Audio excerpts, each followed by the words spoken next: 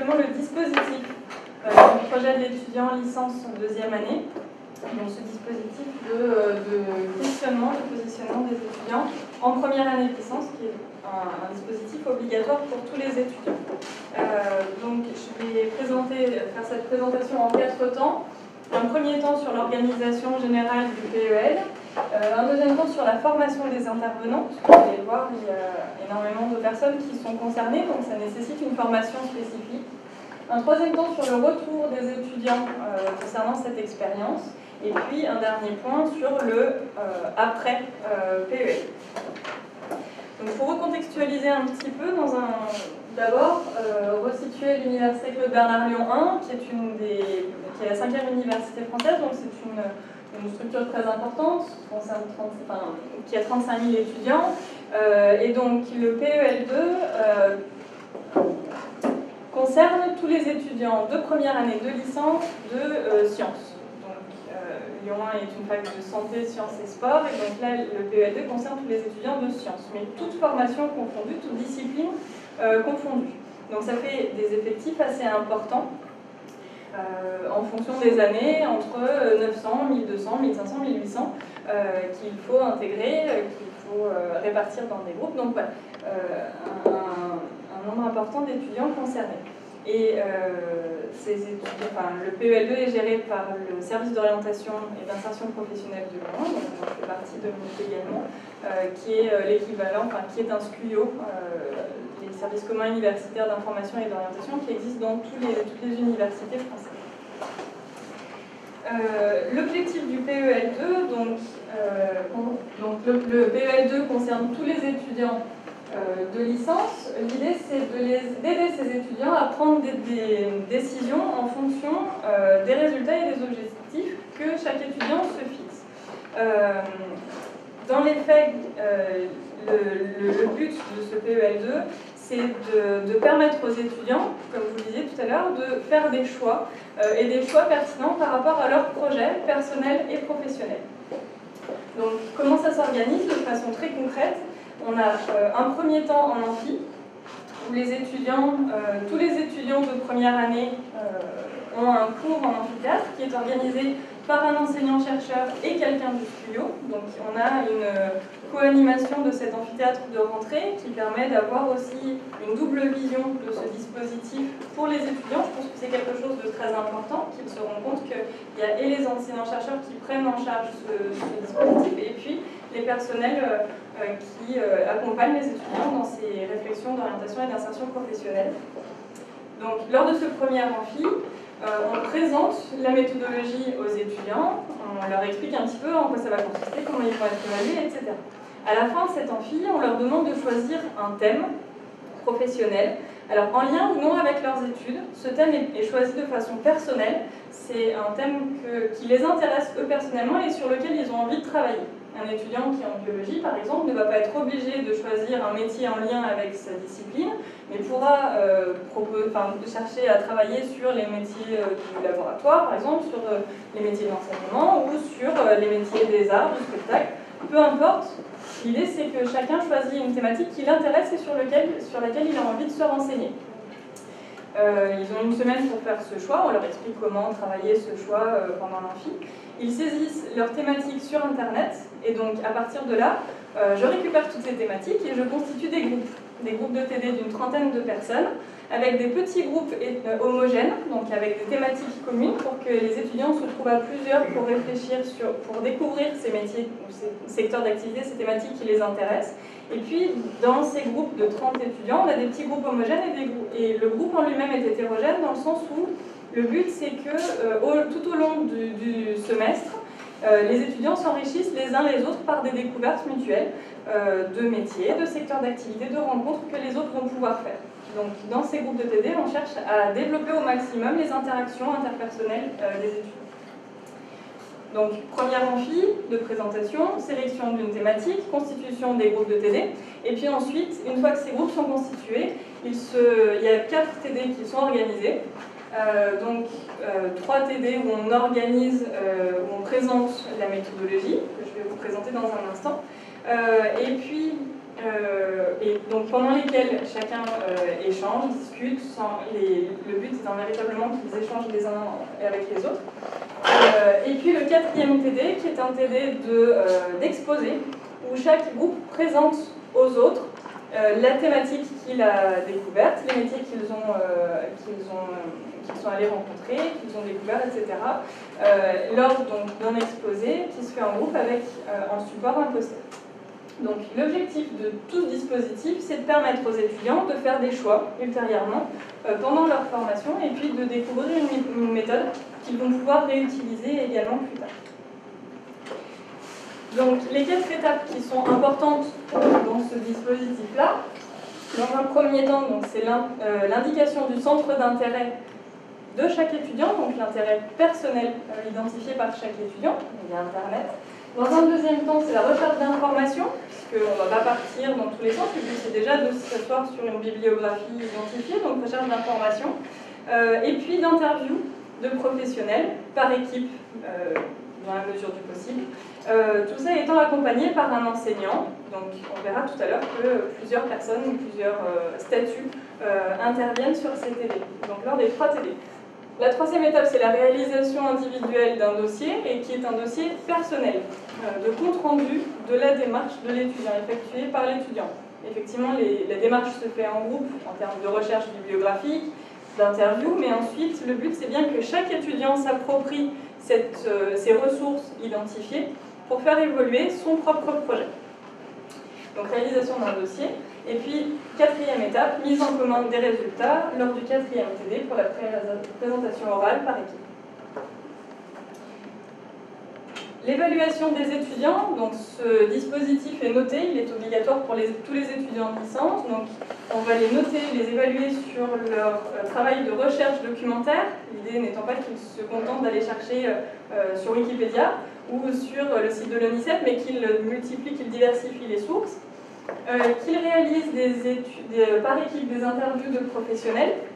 Donc l'idée c'est que chaque équipe ait au moins 3 interviews de professionnels pour pouvoir s'enrichir, pour éviter d'avoir une seule source et se dire le métier de chercheur c'est ça parce que monsieur Bidule m'a dit que c'était comme ça. Donc essayer de diversifier les sources bibliographiques et puis concrètes de personnes rencontrées. L'analyse critique des informations obtenues. Donc, qui va être réutilisé ultérieurement sur toutes leurs études. La présentation du dossier et de ses annexes, donc l'aspect formel du document est évalué. Et puis la communication lors du 4e TD. L'idée étant bien d'évaluer dans ce PEL la méthode utilisée par l'étudiant et jamais son projet. On ne va pas dire à un étudiant ce que tu veux faire c'est nul ou c'est très bien, mais bien la méthodologie que tu as utilisée est pertinente. Si elle ne l'est pas, pourquoi, et puis de voir comment il va pouvoir la réutiliser par ailleurs. On est bien sur l'acquisition d'une méthodologie et pas sur le jugement du projet qui est individuel, qui est personnel, qui concerne l'étudiant. Donc ce dispositif est obligatoire, il vaut 2 crédits de CTS sur les 6 crédits de l'unité d'enseignement transversal dans laquelle il est intégré.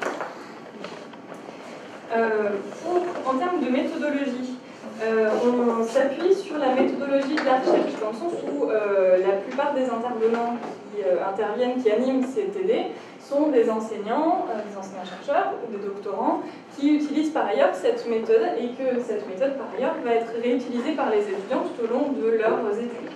Donc cette démarche se fait en 4 étapes, je vous la rappelle très brièvement. Donc dans un premier temps, le chercheur a une idée, qui est l'hypothèse scientifique, qu'il va chercher à explorer. Donc de la même façon, l'étudiant a un centre d'intérêt professionnel qu'il a identifié à la fin de l'amphithéâtre et qu'il a noté comme thème de PEL. Deuxième temps, on va faire une recherche bibliographique, donc les publications qui existent sur le sujet qui nous intéresse, quelle base de données il y a, etc. On va monter des expérimentations, tout ça pour faire évoluer l'hypothèse scientifique.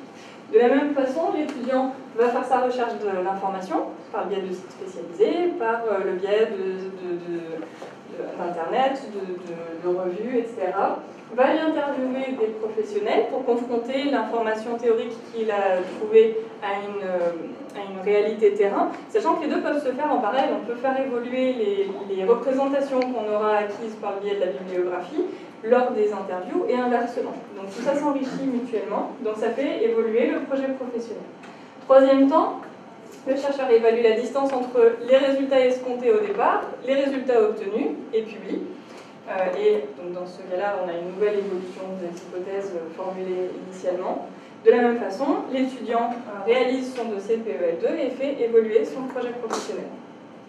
Et puis dans un dernier temps, on communique, donc on réalise des posters, on fait des conférences, voilà, et également l'étudiant réalise un poster en groupe qu'il va présenter au reste du TD.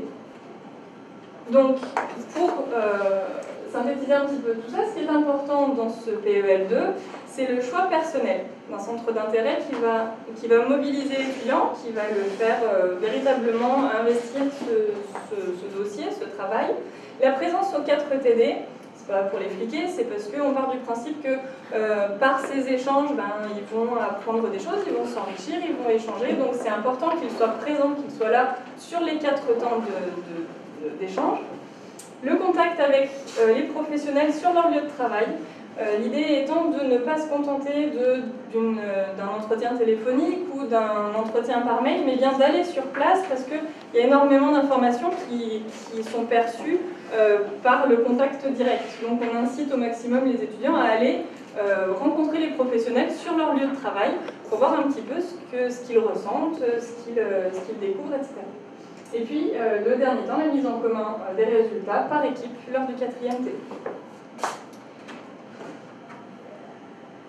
Donc, ce dispositif concerne par exemple ce semestre-là 900 étudiants. Donc, il y a eu 30 groupes de TD d'organisés et puis un pilote. Donc, en l'occurrence, depuis 2 ans, c'est moi. Enfin, à peu près 2 ans. Donc, il y a un certain nombre d'actions à mettre en place dans le cadre de ce pilotage de dispositif. Ce qui est important de savoir, c'est que le PEL2 fait intervenir donc les personnes qui animent ces groupes de TD sont des enseignants-chercheurs, des doctorants de Lyon 1 et des professionnels, des anciens de l'université qui reviennent pour l'occasion pour animer ces groupes. Ils peuvent donner des indications sur leur activité professionnelle, sur la façon dont ils ont trouvé leur emploi, donc si leur carrière a évolué, puisqu'on est de moins en moins sur des cursus, sur des carrières linéaires, donc apporter déjà leur propre témoignage de professionnels. Donc, en tant que pilote, c'est important de former tous les étudiants, puisque ce dispositif est noté, donc il faut bien que tous les contenus soient similaires et que les étudiants aient le même accompagnement. Donc, je fais une formation en début de semestre pour les nouveaux intervenants, en faisant intervenir au maximum les personnes qui ont déjà animé du PEL2 les années précédentes, pour pouvoir avoir des apports de témoignages des personnes qui ont déjà eu l'occasion de travailler avec les étudiants sur ces questions-là.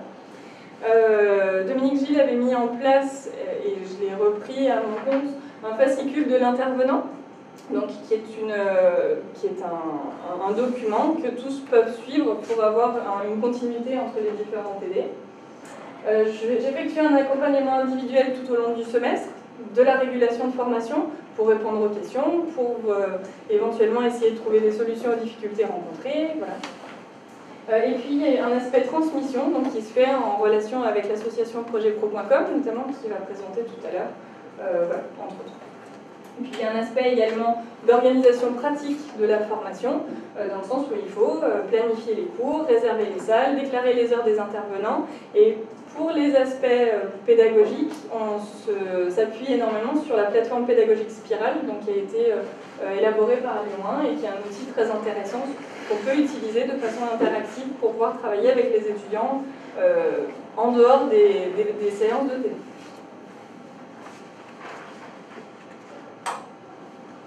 Donc, quel retour font les étudiants sur ce dispositif? De façon générale, ils sont plutôt satisfaits. L'idée, c'est que... Alors, les études, ça ne modifie pas forcément leur projet. Quand ils avaient un projet initial, ça ne le fait pas forcément changer du tout au tout.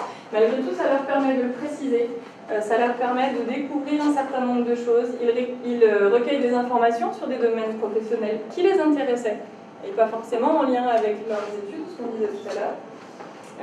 Le fait d'échanger avec des étudiants qui ont le même centre d'intérêt est quelque chose qui revient aussi souvent, qui est quelque chose de très positif. Donc, de la part des étudiants, et c'est vrai que les étudiants, enfin, on voit les étudiants sur plusieurs années tout au long de leur cursus, et régulièrement, quand on voit des étudiants, j'ai eu l'occasion d'accompagner des étudiants en recherche de stage, par exemple, ou en recherche d'emploi, quand on leur demande, vous avez fait le PEL, qu'est-ce que ça vous a apporté? Est-ce que vous avez rencontré des professionnels? Oui, oui, je l'ai fait. Alors, soit c'est, oui, j'ai déjà des informations sur les métiers qui m'intéressent, ou je voulais faire ça, mais je ne veux plus du tout faire ça, et je le sais bien maintenant, ça m'a permis de changer d'orientation éventuellement. Voilà. Donc c'est quelque chose qui les marque et qui revient tout au long de leur cursus qu'on a l'occasion de rencontrer. Un témoignage, alors parmi tant d'autres, parce qu'il y a énormément d'étudiants qui participent, mais c'est souvent quelque chose qui se retrouve au début du semestre. Ils ont l'impression que ça va leur apporter rien du tout, qu'ils ne vont rien apprendre, que c'est pas très utile. Et puis dans les faits, au final, ils nous disent que ça leur a apporté des informations, qu'ils ont précisé leur projet, qu'ils savent un peu mieux ce qu'ils veulent faire plus tard. Et après le PEL, comment ça se passe ensuite? L'idée du PEL, ça n'est pas de faire que tous les étudiants de première année de licence vont savoir exactement ce qu'ils vont faire après leur formation. C'est plus de poser des jalons, de semer des graines éventuellement, et puis voir ce qui en ressort, ce qui va pouvoir être réutilisé par les étudiants. Et donc l'idée, c'est de leur permettre d'intégrer une méthode, donc cette méthodologie qui est la même que celle utilisée dans la recherche, que du coup leur permettre de la maîtriser d'autant mieux, et puis de pouvoir la transférer sur un autre contexte que celui qu'ils avaient peut-être identifié initialement, sachant que cette méthodologie, ils vont pouvoir la réutiliser en recherche de stage, en recherche d'emploi, en réorientation professionnelle éventuellement, dans l'évolution de leur carrière, puisque maintenant on sait que les carrières professionnelles sont souvent multiples, on a souvent au moins 8 métiers au long d'une carrière, donc en moyenne, donc cette méthodologie, ils vont pouvoir la réutiliser, la rentabiliser largement. Voilà.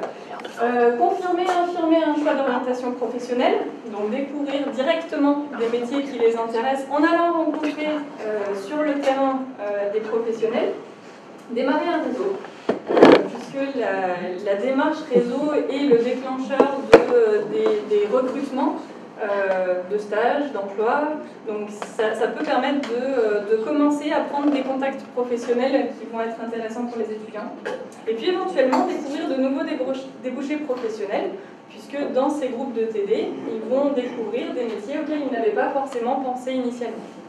Sachant qu'à Lyon 1, on propose une suite au PEL 2 en deuxième année, le PEL 4, qui sera donc présenté en fin d'après-midi aujourd'hui.